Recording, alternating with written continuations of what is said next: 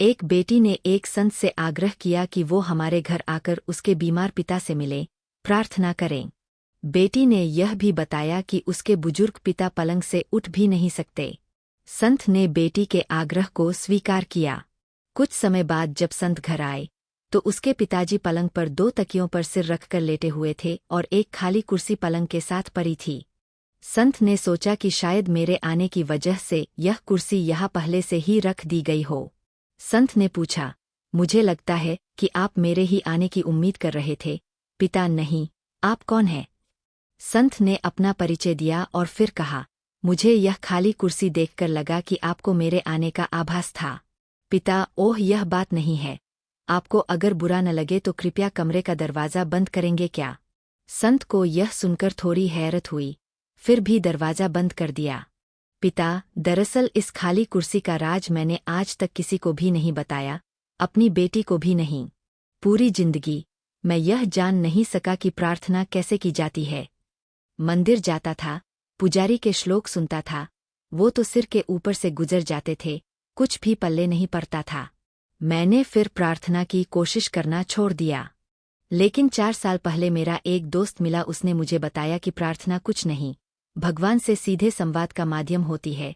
उसी ने सलाह दी कि एक खाली कुर्सी अपने सामने रखो, फिर विश्वास करो कि वहाँ भगवान खुद ही विराजमान है। अब भगवान से ठीक वैसे ही बात करना शुरू करो जैसे कि अभी तुम मुझसे कर रहे हो। मैंने ऐसा ही करके देखा, मुझे बहुत अच्छा लगा। फिर तो मैं रोज 2-2 घंटे ऐसा करके देखने लगा, लेकिन यह ध्यान रखता था कि मेरी बेटी कभी मुझे ऐसा करते न देख ले। अगर वह देख लेती तो परेशान हो जाती या वह फिर मुझे मनोचिकित्सक के पास ले जाती। यह सब सुनकर संत ने बुजुर्ग के लिए प्रार्थना की, सिर पर हाथ रखा और भगवान से बात करने के क्रम को जारी रखने के लिए कहा। संत को उसी दिन 2 दिन के लिए शहर से बाहर जाना था, इसलिए विदा लेकर चले गए। 2 दिन बाद बेटी का फोन संत के पास आया कि उसके पिता की उसी दिन कुछ घंटे बाद ही मृत्यु हो गई थी, जिस दिन पिताजी आपसे मिले थे। संत ने पूछा कि उन्हें प्राण छोड़ते वक्त कोई तकलीफ तो नहीं हुई। बेटी ने जवाब दिया, नहीं, मैं जब घर से काम पर जा रही थी तो उन्होंने मुझे बुलाया, मेरा माथा प्यार से चूमा। यह सब करते हुए उनके चेहरे पर ऐसी शांति थी जो मैंने पहले कभी नहीं देखी थी।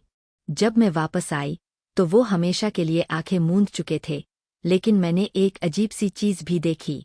पिताजी ऐसी मुद्रा में थे जैसे कि खाली कुर्सी पर किसी की गोद में अपना सिर झुकाए हों। संत जी, वो क्या था? यह सुनकर संत की आंखों से आंसू बह निकले। बड़ी मुश्किल से बोल पाए, काश मैं भी जब दुनिया से जाऊं तो ऐसे ही जाऊं। बेटी, तुम्हारे पिताजी की मृत्यु भगवान की गोद में हुई है। उनका सीधा संबंध सीधे भगवान से था। उनके पास जो खाली कुर्सी थी उसमें भगवान बैठते थे और वे सीधे उनसे बात करते थे। उनकी प्रार्थना में इतनी ताकत थी कि भगवान को उनके पास आना पड़ता था।